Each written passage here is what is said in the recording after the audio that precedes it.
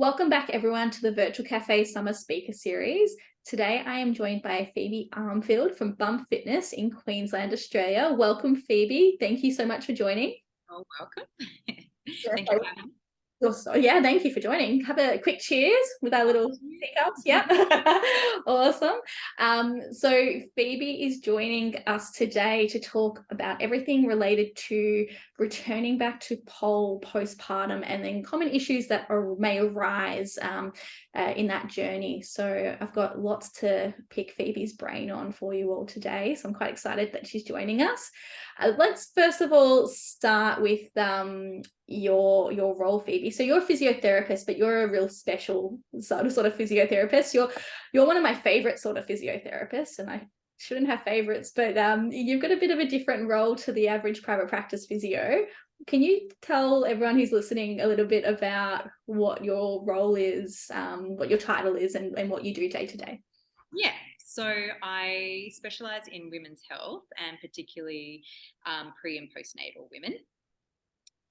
It wasn't something that I set out to do, but I was working privately with an all-male team, and so being the only female, I was sent all the female clients. So, and I really enjoyed it, and so I went and trained and got my women's health training, because as you know, you don't really get much of it in the standard. And I honestly, I just thought it was some pelvic health, like pelvic floor exercises and a bit of core, and but there is so much more into it. So you go a bit more into the organs functions, and I work alongside urogynecologists and that sort of thing, and I also draw on my pole experience as well. So I help mums keep poling and keep doing aerials and then returning to pole dancing after they have their baby.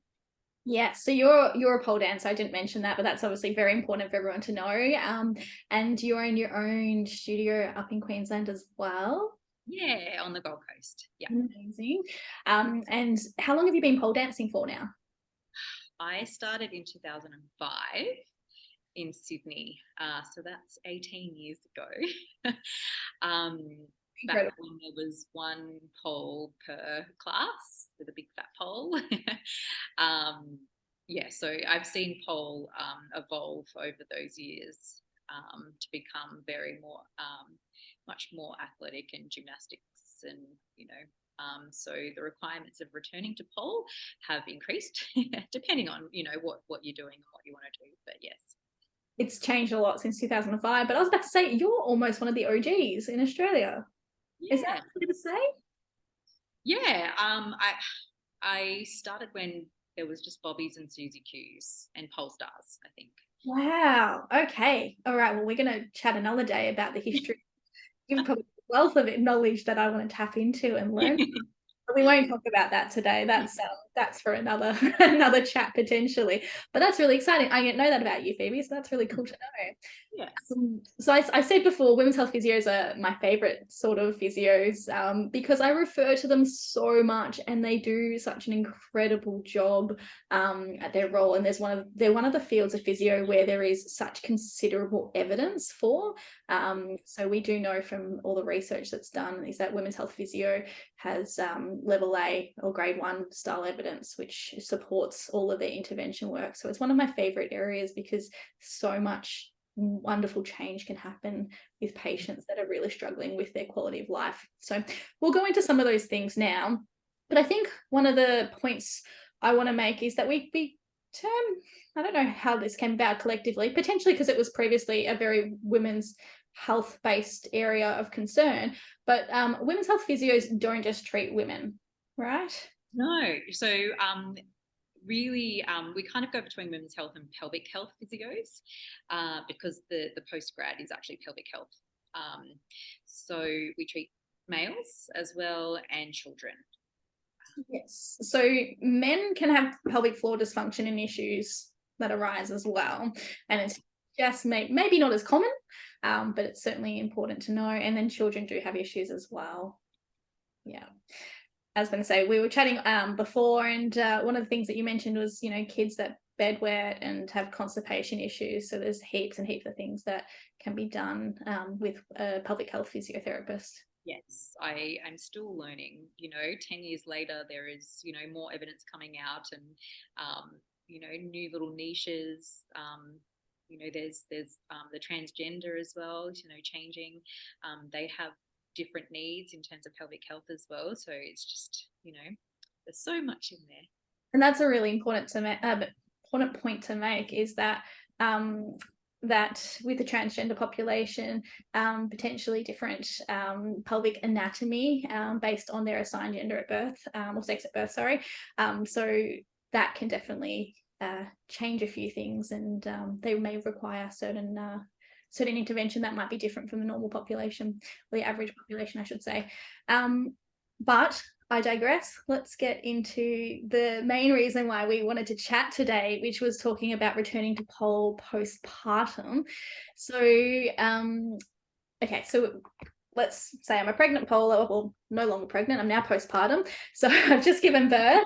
I have grand desires to get back to pole as quickly as possible. I'm quite eager. Phoebe, how long is it going to take for me to get back to pole? Well, it's really, it's case by case. Really, it depends on your pregnancy, what type of birth you had, depends on your prior experience, how long you've been pole dancing for, depends on how tired you are as well. Like, you might have a baby that's up all night, how much support you have, whether you can get to pole. So we take in all of those things. But generally, there is the first 6 weeks, which we can do some really basic. So I do see people, in the first week or two after they've had their baby, just to sort of review and see where, how their pregnancy was, how their birth was, and sort of put some plans in place to just get those foundation muscles and mobility right. We do, so generally it's 6 weeks of just doing some really light work. At the 6-week check, you will go and see your GP. And for the most part, the GP's focus is on the baby. And some GPs will check you. Some GPs, you need to ask them to clear you for exercise.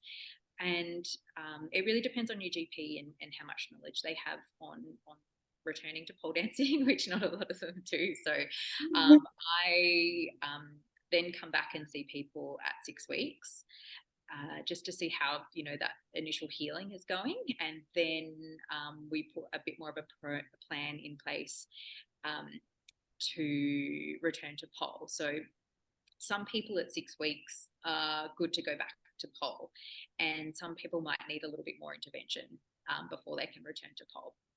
Yeah.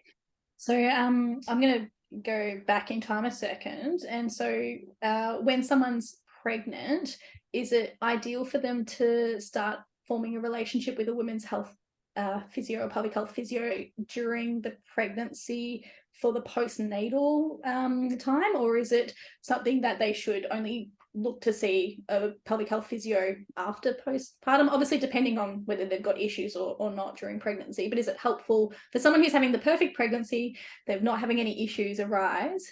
Yeah, definitely. Definitely, I like to see you in your pregnancy, or I like women to be able to see a women's health trained physio in their pregnancy, and also a physio as well, to support them in terms of musculoskeletal and that. All the research is that if you start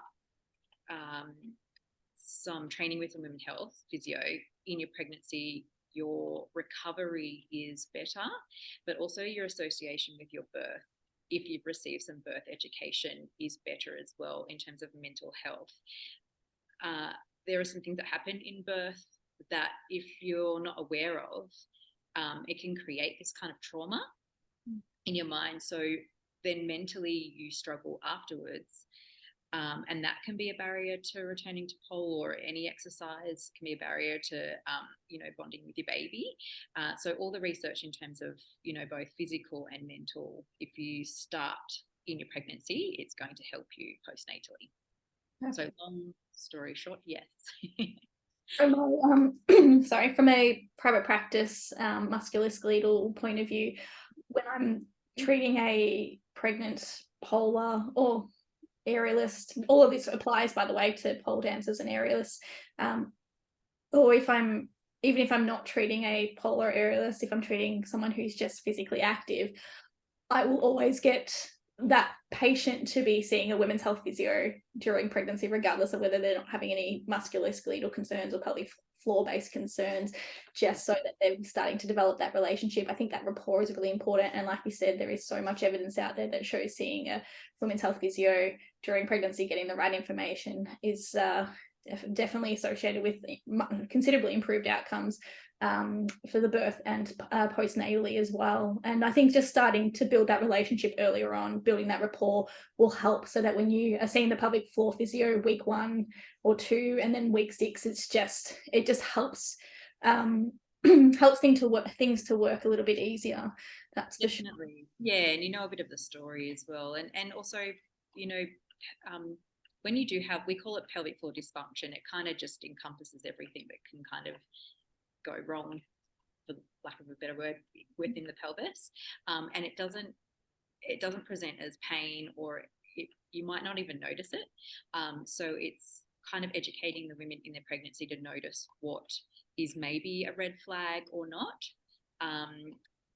so that, you know, we can treat it either in their pregnancy or just be kind of aware of it as something that we need to work on after.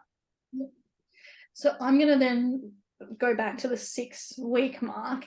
Definitely something I've losing my voice today, sorry. Definitely something I've seen a fair bit of, though, in my time working as a musc physio and sports physio, is postnatal women being given clearance by their GP to return to exercise or polar aerial without being assessed, like you mentioned before. So usually the focus is more so on the baby. They might, if they're lucky, assess for ab separation, and then they kind of don't really know the next steps. They might, if the patient's lucky, they'll be referred to a women's health physio. But a lot of the times they're like, oh, that just will fix itself, you're right to get exercising. And it can be quite disastrous in the short term and the long term. And I've also seen people who are unaware that they should actually be assessed at the 6-week mark, and what that assessment should entail. Are you able to give a little bit of info about what a 6-week assessment should look like for, you know, to determine whether someone should actually be, or whether they're maybe not whether they're ready to go back, because I don't want people self-diagnosing at home, but what it should entail from your assessment point of view as to what you're looking for. Yeah. So the 6-week check is one of the biggest for us in terms of what I'm looking for kind of a safe return back to exercise. So we do a full bladder and bowel screen. So it involves me, most of it is me talking and asking questions about bladder and bowel function and how it's changed pre and postnatal, and, you know, pre-baby as well, pre-pregnancy.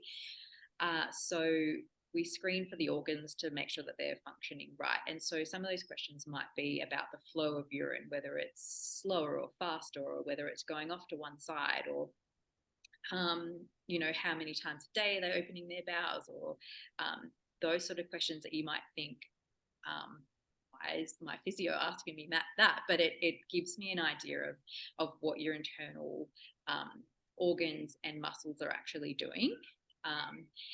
And that can have a flow-on effect with your pole. So yeah, a full bladder and bowel screen, sexual health screen as well. And a small part of my 6-week check is a physical exam, depending on how much, you know, what you're presenting with. The option is to have an internal exam, and that gives me a good indication of what your pelvic floor muscles are doing. So there's not just one pelvic floor muscle, there's a whole bunch of them. Some are external, sort of a more superficial, and some are more internal. And the internal ones control what your bladder and bowels are doing, and So it does help me, but it's not necessary. I can get a lot of information about what your internal muscles are doing from questioning you about how certain things feel, but it is a bit more accurate if I can actually have hands-on to those muscles, but it shouldn't be a barrier to people not going and getting that 6-week check. And then I also check your abdominal separation as well. The best time to fix that is within the first 4 months. So I do like to check it early, but your body has a natural ability to heal itself. So the first 8 weeks, that ab separation will sort of start to self-heal, and then we can treat from there. So I do check it at the 6-week check to just see how that healing is going and to see whether we need to add any intervention afterwards. And what else do we do in the 6-week check? Just a lot of talking and just seeing what your goals are really, and how fatigued you are and how much time you have now, and what you want to do in terms of returning to exercise.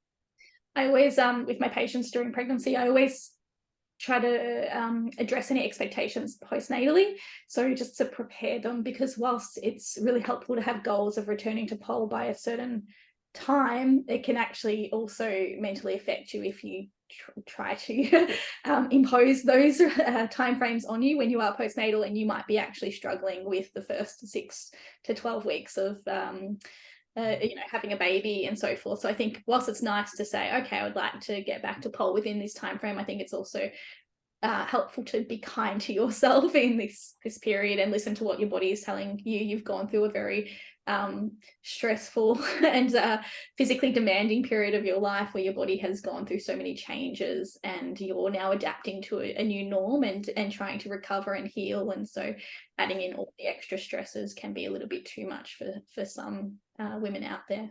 Yeah, exactly. Yeah, so it's finding that balance, I guess, because pole will also help your mental health, but can't meet your expectations, then that can also not be so good. So I think one of the things I guess I want to reiterate is what you said before, is that women's health physios or pelvic health physios aren't just about internal examinations. Whilst that is a really helpful tool for a pelvic health physio to be able to perform and get a really accurate reading, there are so many different other tools that I know that pelvic health physios do utilize to get a full picture as to what's going on. So if anyone out there is feeling really concerned about seeing a pelvic floor physio, they maybe have some dysfunction or issues that are currently happening, but they've been holding off on seeing a pelvic floor physio because they don't want an internal assessment.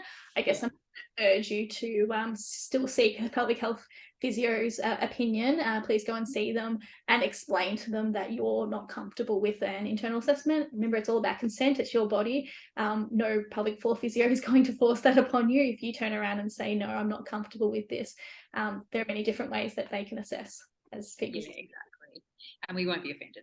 Exactly. We're open-minded people. So if you say I don't want an internal, we just say, okay, we've got other tools in our belt to help you. Yeah. And I was going to say, and it won't affect your treatment outcomes. So yeah. Not at all.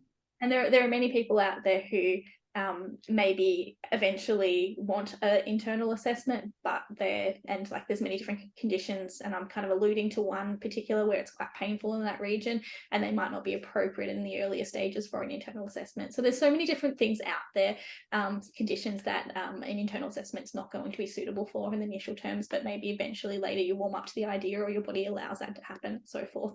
There's many different things. Yeah. Yeah. So going back to, I keep on coming back to the 6-week mark because it is a really crucial time in the early stages postnatally. So we've kind of implied a little bit about not getting an early checkup or not getting an appropriate checkup by the correct healthcare professional, whether that's your GP or women's health physio, in terms of to determine whether you're suitable to return to exercise, can lead to some consequences or some issues that may arise. Are you able to, and we've kind of briefly talked about one of them already, but are you able to give a little bit of more information as to what sort of issues may arise, or maybe have arisen already but will continue to progress or potentially worsen? Yeah, so I talked about the abdominal separation. So that's, something that you want to treat early on, while you're healing and you have those hormones that allow you to kind of be a bit more malleable and heal. And then there's an umbrella term called pelvic floor dysfunction, which can encompass urinary incontinence, fecal incontinence, flatus, so wind incontinence, whether you have an overactive or underactive pelvic floor, weakened pelvic floor. So those sorts of things, they can give you a bit of a sign that they're not working properly. You might have some leaking of urine if you cough or sneeze, or it might just be a bit silent and you're not quite sure. So, but you have other signs, but you don't relate it back. And a lot of pole dancers and aerialists and people I see do have overactive pelvic floors, and so that's something that we need to treat, but you wouldn't necessarily think a physio would treat that, and they can come across as even low back pain, or even coccyx pain, or pain inserting tampons, or sex, and you just might, and a lot of women just think that's just my anatomy, but it's it might not be. So that's something that we can have a look at as well. And the pelvic floors postpartum is different to your normal pelvic floor because you have those hormonal effects, and you've also had the weight of a baby and your uterus resting on it, so it's a bit more fatigued. And so we just really have a look at what your pelvic floor is doing, and make a plan for your pelvic floor to recover. Yeah, I was going to say it's a long 9 months, that's for sure, during pregnancy. And that plan that is being made is, I guess, being tailored to that individual. My patients will be very aware of this. A lot of people who've attended my workshops will be aware of this, but we don't provide recipe treatment to patients. Everyone requires tailored treatment for their condition. So if someone does have pelvic floor incontinence, how we would treat one individual is going to be completely different to the next. So you might find that doing pelvic floor strengthening exercises could actually make your incontinence worse, and so forth. Exactly. And I think everybody, like, if you're pregnant and new mums, advice, well-meaning, based on their own situation or their friend or whatnot, but it's not for everybody. And I guess as physios we kind of see the whole gamut of what can help and what cannot help. So it's really important to see a professional when it's to do with your health and your body, rather than listen to someone who's not trained. That is a really good point, and I'm so glad you brought that up, because my goodness, the pregnant female, the pregnant postpartum women, like, just the amount of scrutiny they get from society and the amount of unsolicited advice that is thrown their way, it's quite incredible. So I guess for anyone who isn't pregnant watching this, or hasn't been pregnant before, or isn't postnatal,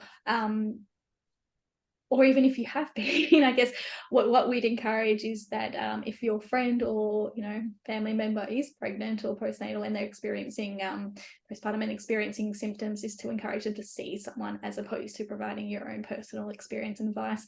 And I would say that from any injury perspective as well. If you've got low back pain and or your friend's got low back pain and you once had low back pain, they're going to be completely different. Providing them with medical advice isn't sometimes the most helpful thing you can do. It can be quite challenging and make things a bit more difficult, but I would say even more so in the pelvic floor population, particularly with pregnant and postpartum.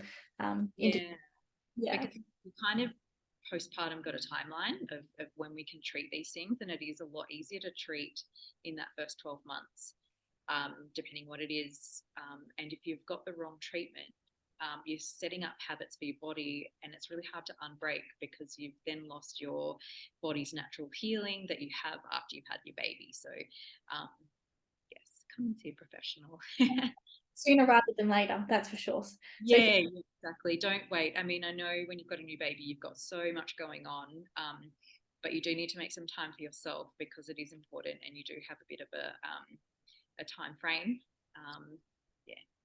I was And going it to say, doesn't have to be lengthy. I see people, sometimes once or twice, and that's all they need. Or, if it's a tricky case, 5 times, and a lot of the stuff that you can do is at home. I love that. Actually, going back to the earlier question I asked about the pregnancy component, is there an ideal week in pregnancy that the individual, they might not be polar, that they should be seeing a women's health physio for general information advice? Is there like an ideal time frame then that they start building the connection with the women's health physio? Yes. So once the first trimester usually is riddled with nausea, and so I don't typically see people in the first 3 months, but after that the research supports it. If you're seeing somebody early on, so if I was seeing you in your second trimester, kind of the beginning of the second trimester is the best time to kind of start your pelvic floor process, so we can figure out, is it overactive, is it underactive, is what's going on, and have a plan for your pelvic floor in that second trimester. The research says that if you start your pelvic floor training early on, you're less likely to have any issues in the later stages of third trimester and early postnatal. So in the ideal world, a pregnant polar areolus would see you once in the second trimester, maybe a couple of times throughout pregnancy if need be, but ideally you kind of get the information you need, and then if you're having a C-section, then you can book in advance for that first or second week postnatally, and then you can look at booking in advance for that 6 week. Otherwise, if and pregnancy is a variable time, so if you're going for natural delivery, then it's one of those, okay, you're home now, all right, when you're starting to feel like you're getting accustomed to everything, book in for that first week, and then the 6 weeks down the track.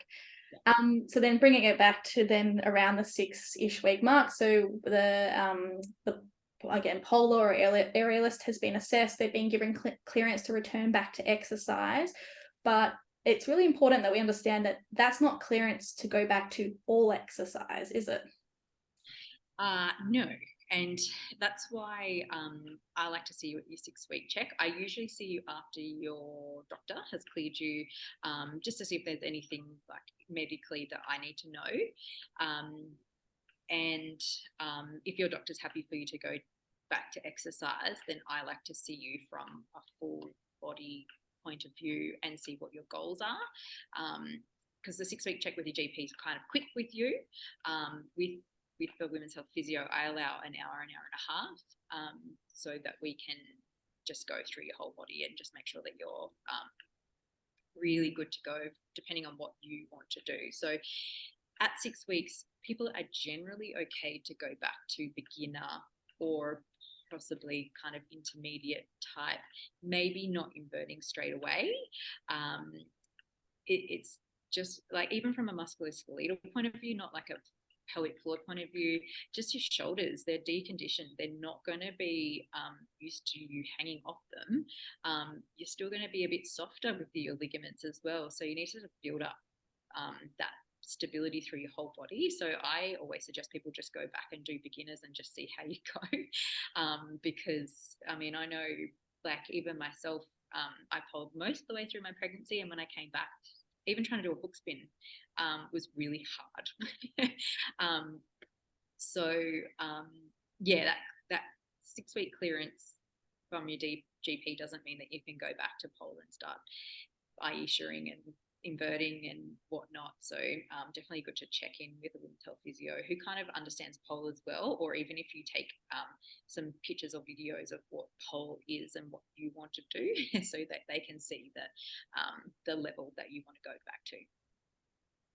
I love that. So quite often I'll, particularly if a polar is unable to get access to a women's health physio that understands the demands of pole, I'll get them to get clearance initially from a women's health physio or public health physio to ensure that the pelvic floor and the core is working as what they would expect in terms of strength and capacity. And then a lot of the times I'll work with that polar to continue to build up that strength before giving them clearance to invert. But certainly my preference is for them to see a women's health physio at the same time. And I quite often work alongside the women's health physio. Will give them really specific exercises to work on the control and a little bit of the general strength. And I'll really start to work on building it back to pole specific strength. So I think that we work really nice collaborating as a team. And I liked what you said earlier about, seeing usually a physio and a women's health physio at the same time.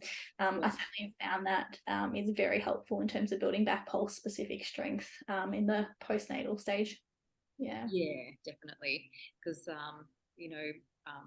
I know enough with musculoskeletal in terms of pole dancing, but if something's tricky, I would like them to see you, and then I'll just and then if it's women's health and there's something that needs to happen from a pelvic floor point of view, let's see Phoebe or Julia. I was going to say we have another chat coming up shortly with Julia, our pole physio, women's health physio, who's going to be building on some of the information that Phoebe's talking about today. So going a little bit more into specifics of pelvic floor dysfunction as well. So she'll add a little bit more about intra-abdominal pressure that changes when we're on the pole and when we're performing movements like inverts.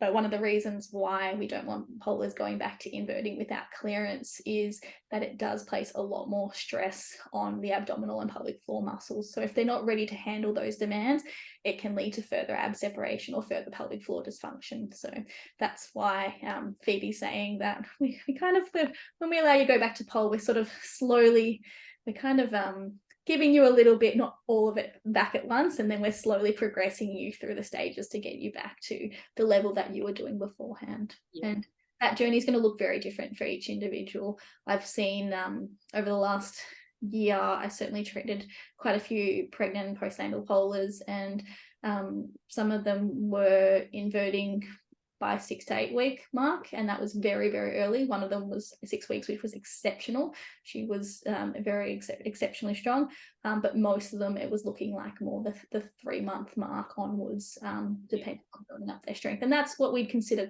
quite normal postnatally. Yeah. Is that what you'd see, Phoebe? Yeah, definitely 3 months, like 12 weeks is when you start to feel a little bit stronger and ready to go back into a little bit harder. But that, from the 6 to 12 weeks is a little bit more about building up your strength and all those stabilizers and to support your crazy pole tricks. Yeah. So let's normalize not going back to doing hard moves earlier on. So let's for those who are and it's really challenging because you may see your favorite polar on Instagram who during pregnancy they polled the whole time and they were maintained considerable strength and they were able to get back into doing quite demanding moves by the 6 week mark.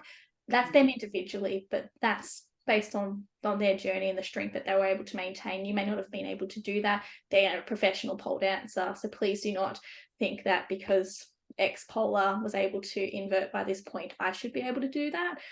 That's not a safe mindset. I think the perfect example, and I absolutely adore her for this, is Michelle Shimmy, who documented her journey beautifully during her pregnancy and postnatally, her postnatal journey going back to inverting. It took, I think, at least 6 months, potentially 9 if I'm correct there, and we utilised the knowledge of her women's health physio to help her think about different ways that she could actually end up upside down before putting that strain on her abdominal muscles. So really was smart about it, and as a result had a full recovery through ab separation and so forth. So she's done a beautiful job and was an amazing role model. So hats off to you. But incredible role model for pole dancers out there. But not everyone's going to take 9 months to get back to invert either. So I think it's just about listening to your body and listening to the guidance of a women's health physio. So I think there is a little bit of information out there that us physios have referred to that help guide us when it comes to giving someone clearance to return back to heavier moves like inverts and drops and so forth. But it's a little bit limited, and this might be you might be interested in this for anyone who's listening that's a pole dancer or aerialist. You might be interested in this side of things, but I think the therapists out there would probably be really particularly interested in research that is currently available. I know there was an article published a couple of years ago about returning to running postnatally. Are you able to shed a little bit more light on this article and how it's influenced your practice to date as to helping women return back to heavier, more intense moves on the pole postnatally? Yes. So there was a research paper by Grania, I forget her last name, in Ireland. Is that the one, Dublin? Yeah, and then Tom Groom was on it, I think, as well, a running physio, and I think there was some La Trobe Uni involvement as well, potentially. Yeah. There's a few authors on it from internationally. From amazing people, and they did a really good thorough job on return to running. And so I adopted that and sort of changed it because it is more, basically it's an impact thing. It's all about, more strain on the body than a normal person, like just somebody who's not going to be exercising too hard. So I've really used that article on the gamut of assessments that they use to assess somebody as ready for going back to high impact exercise. And so I've modified that for return to pole dancing. And I see a lot of aerialists and also stunt people. There's a lot of stunties up here on the Gold Coast. So they jump off buildings and whatnot. So I need to make sure that their body is. So I've kind of used this study and adapted it to what we need as pole dancers. So things like drops and tabletops and anything that's going to increase that intra-abdominal pressure, just to make sure that we're safe to do it. But I would love to see more research, in terms of pole and aerial, and maybe one day you and I could yes. But anyway, it's a pipe dream. But if someone else wants to do it, please go for it. Us up and we'll be a part of it. Yeah, exactly. I think the viewers out there would be like, yes, do it. I would love to see some guidelines out there for return to pole and aerial postnatally. So maybe we can collab on that and actually watch this space. Yeah. Space. Maybe in a couple of years' time we'll have something published, and I know Julia would be keen to be a part of that. Oh yeah, let's do it. Yeah, I'm happy to be involved in that. That's for sure. Yeah, I think it's interesting when that article was released. I know a lot of sports worldwide basically took that paper and tried to then take parts of it and apply it to their own sport. There's definitely not much research at all about returning to exercise postnatally from an heavy impact point of view. There's lots of evidence out there about returning to exercise, but not the extreme sports by any means. So things like CrossFit, etc. There's not much out there. So I know some CrossFitter physios who have tried to take parts of that as well and then utilize it for their own practice. So yeah, I'd like to see more of that being published, but I think it's important to understand that when you're seeing a women's health, public health physio, that you are being assessed not just for basic control and pelvic floor and abdominal function, but when you're returning to more intense moves, you might have to be assessed at an intense strength level as well to ensure that your pelvic floor can handle the demands of what you're about to do on the pole or hoop or silks, etc. So impact is definitely key. And yeah, the paper came out and they said they wouldn't recommend anybody under 12 weeks doing anything high impact. So it kind of makes sense that, we're not really ready to, or most people aren't really ready to invert until 12 weeks because of that. But it doesn't mean you can't go back to pole. You can definitely start doing some beginner classes and, flow classes and get dancing and get moving, and it does kind of snowball once you start to feel a bit better and stronger, and your kidneys can be enlarged for up to 6 months, so that sort of takes up real estate and pushes everything out of the way. So that kind of has an impact on how your core works because you've got extra stuff in there still. So, and there's a lot of changes that are still occurring if you're breastfeeding, for example. I know that a lot of changes don't actually resolve until you stop breastfeeding. And this is obviously not my area of academic study and research, so you would know so much more than I do about this, but I do know that there's so many changes that can persist even up to like a year onwards. So yeah, there's so much that happens that you need to be mindful of. Yeah. So in terms of for the pole dancer or aerialist, in terms of where they can find good advice going forwards in regards to information about polling during pregnancy, or performing any aerial work during pregnancy, as well as returning back to pole aerial postnatally. So imagine first point of contact is obviously to see a women's health or pelvic health physio like yourself. So for everyone who's watching and listening, for those who are located in Gold Coast, you are at Bump Fitness. Amazing. So anyone who needs to see a women's health physio there, but also I believe you do some online telehealth consultations as well. I do, yes. So I see, I talk to people online, because a lot of my assessment is me asking you questions about your body and your goals and whatnot. So a small part of it is the physical assessment. So I do speak to a lot of people, and a lot of people are regional too, so they don't have access to women's health. And I even had somebody as far as, I think she was in the UK, and she was sort of regional UK or whatever you call that. So yeah, we can still do a lot of stuff via telehealth. And then, if you only have, not if you only have, but if you have access to a musculoskeletal physio, they can still do a lot with you in terms of is your body physically ready, in terms of shoulder strength and core and everything. Yeah. I was going to say it's very, very small portion. It might be going a little bit out of fashion these days, but very small portion of musculoskeletal physios will utilize a external, like an ultrasound machine, externally on your abdominal area to actually assess pelvic floor function, but they have to be trained in that. So that's another way that we can look at assessing pelvic floor function without doing internal examination. So, Phoebe can certainly collab with any musk physio that is assessing you from an external point of view as well. So there's lots of different information that we can utilize together. That's helpful. The other thing I wanted to talk about in terms of information is that you and I technically did a collab, although we never saw each other during the whole thing. we were. I think you guys were still in lockdown, weren't you? We were in lockdown. We were in a hard lockdown, and then we had like glimpses of hope, and then they got taken away from us very quickly. But Julia as well.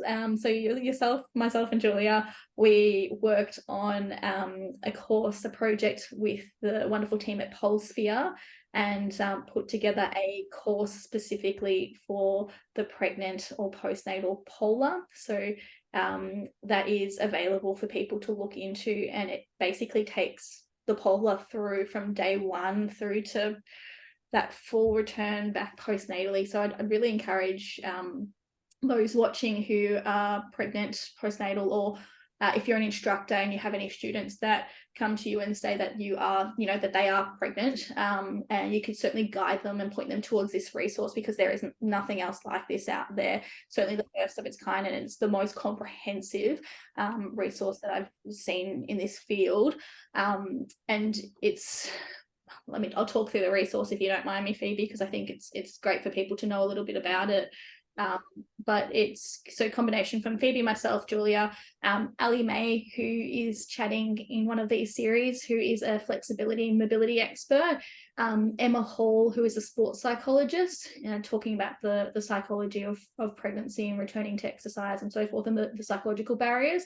And then we have a clinical nutritionist, Triz Alexandra, as well on the course, talking about nutrition prenatally and postnatally, which is very helpful. So the course, it's broken into 8 different modules, and it's available for a lifetime. So if anyone who's interested, if you do purchase it, and you purchase it for first baby, and then you go on to have a couple more, then you can utilize it throughout the whole time. So you can keep on going back to it. So there's no expiry date. It's a little bit different than any sort of course that the Pole Physio has collaborated on before, because this is there's no expiry, first of all, but it's also more so for the individual going through this situation to guide them versus about the general information. This is really quite helpful. So I think you did a fair bit talking about and you and Julia kind of split a fair bit of the load on this, but you talked a lot about anatomy and physiology of the pregnancy and how it then relates to pole. Yes. So the girls sort of set it up really well in terms of you know, everything, like the whole physiology of how your body changes and how that affects polling, ankle stability, wearing hip pleasers, it goes into sort of everything. And then, how your body changes after you have your baby. And then I know you and Julia did some return to pole.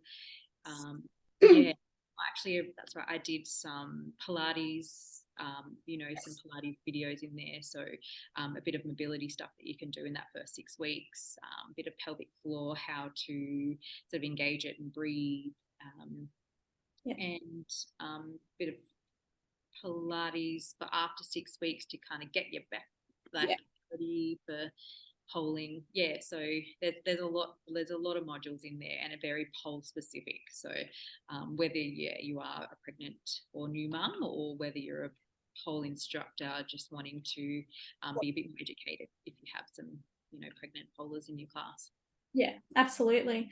So yeah, I think that it's very in depth. It covers pretty much everything that you need to know, including, moments like how to work on, your mobility and maintain mobility during pregnancy without putting your body in a compromised position, and all the way through to, taping, how to self-tape for pelvic girdle pain that you might experience during pregnancy.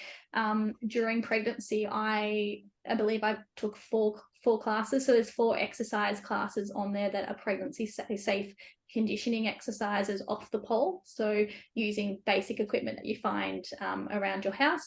And then, yes, your Pilates videos are definitely there for the first 6 weeks in terms of how to regain some motor control and strength. And then Julia builds on that postnatally from that 6 week, or when you've been given clearance to return back to pole from your women's health physio. Julia actually provides modified lessons, so that, and it's for any in level of polar. So it's not for beginner polars, intermediate, advanced. It's basically taking you through a graded style approach to returning to different difficulty tricks and getting you back towards the goal of inverting, etc. So Julia has 6 lessons that she's created on there for a return back to pole, which I think is incredibly valuable, and they can be repeated as many times as you need to as the individual to actually help build up your strength and capacity. So I think that it's an incredible resource, and I'm so grateful to the PulseVia team for reaching out to us to put it together. The pole community certainly has benefited greatly already from it, so I know that the more that they know about it and can refer and point people in the right direction, it's the better it's going to be. But I'm looking at it right now. There's sports psychology modules, nutrition modules, the postpartum nutrition versus pregnancy nutrition, maintaining your strength during pregnancy, common concerns, talking about pelvic floor dysfunction, concerns about potentially prolapse, etc. There's so much, morning sickness, heaps. So anyway, I'll stop going on about it, but I definitely it's really good. And then if you're like, oh damn, I wish I knew about that when I was pregnant, but I'm not going to have any more kids, but you're in the postnatal section, a component at the moment, then you can literally look at purchasing just the postnatal component. But if you think that there is a desire for you in the future to have more kids, then look at getting the full course, which is the pregnancy and the pregnant and postnatal components as well. So I will link that in the email that I've sent out to you all, so it should be around the link that you would have used to access this session with Phoebe and myself today. And as Phoebe mentioned, it's certainly a helpful way for instructors to understand a little bit more about what might be happening during pregnancy for their polars. Any other thoughts as to where people can go to get help? I'm just trying to have a think off the top of my head, and I think musculoskeletal physio, women's health, pelvic floor physio, whole mamas course. Nutrition. Where not to go. Yes, that would be great. There's a lot of social media is I mean, I love it. Like, it's great, but not for medical things. it's take it with a grain of salt. It might help you, but it could also make it worse. So, if you want to try the exercises that are on social media, just check with a healthcare professional that knows pole and knows postnatal recovery, so that you're not doing any disharm to your body, or your healing process. Yes. Yeah. With the social media, I know, like, so as a healthcare provider that puts exercises out there, that's definitely a really important point. But if you're looking at another polar who's gone through, their pregnancy journey, and you're comparing to them, don't do that, and don't look at them and go, oh, well, they did this during pregnancy, so therefore I can do this. This is safe for me to do during pregnancy. Don't do that. Don't use them as pregnancy inspiration in terms of like knowing what tricks to do. And certainly same thing postnatally as well. Don't look at their postnatal journey and go, okay, well, they're 4 weeks post and they're, going for a run. That is not okay. So hopefully they're not doing that, but certainly don't use their journey to guide yours. That's not okay in any way, shape or form. And what you mentioned before is, don't look at healthcare professionals' page for exercise without checking with your own healthcare professional. A lot of you will see that I very rarely post about pain and injury on my actual social media because of this exact same concern. Is I see healthcare professionals all the time posting about injuries and how to fix this problem or to fix this problem. And it's one of my pet peeves, because as mentioned before, we can't treat you using the general rule. We need to assess you and provide tailored treatment, because a lot of the time what you'll find on social media will actually worsen the situation. So kind of just like the modern day Dr. Google. So frustrating. And I say that as a social media physio. Social media is frustrating. So you heard it from me, everyone. Has pros and cons like anything else. So just check with someone who's actually seeing you physically. Great. Thank you so much for that. I really appreciate the time you've taken out of your day to chat with everyone, and I'm sure they appreciate it. If it helps the poller get back on the pole, it's my pleasure. Thank you. I was going to say, I'm going to put you on the spot with this, but if you had to say one take-home message for today, what would it be? Oh, so many good things that you've said today. How do you? I guess don't let something that's physically a concern for you be a barrier to going back to exercise, because maybe going back to pole is what you need. But just make sure that you're checking in with a women's health physio or a healthcare provider to just guide you through that. You can go back to pole with a hernia. You can go back to pole with abdominal separation. I had a massive separation with my second boy. And you can go back to pole with a prolapse. You can go back to pole with incontinence. Just as long as you're having that medical guidance with you, don't let that be your barrier. Yeah, I love that, because modifications will be needed, and the medical professional is the one to guide you on that. Please don't take that into your own hands and try to work your way through it. So that's a great take-home message. Brilliant. Well, I'm going to wrap this one up there then. Thank you so much again, Phoebe, for joining us. As mentioned before, so Phoebe can be found at Bump Fitness, and I will link the Pole Mamas course as well in the email. So definitely look at both of those resources, Phoebe being an incredible resource herself, and obviously the Pole Mamas course. And then for those of you who are wanting to return back to pole and needing some musculoskeletal assistance, the pole physio team is certainly here to help you. We're very well experienced in terms of treating the postnatal polar or aerialist, in terms of helping you get back with the guidance of the women's health physio as well. So thanks everyone for joining today. Hope you enjoy the rest of your day, and we'll see you at the next summer speaker series. Bye. Bye.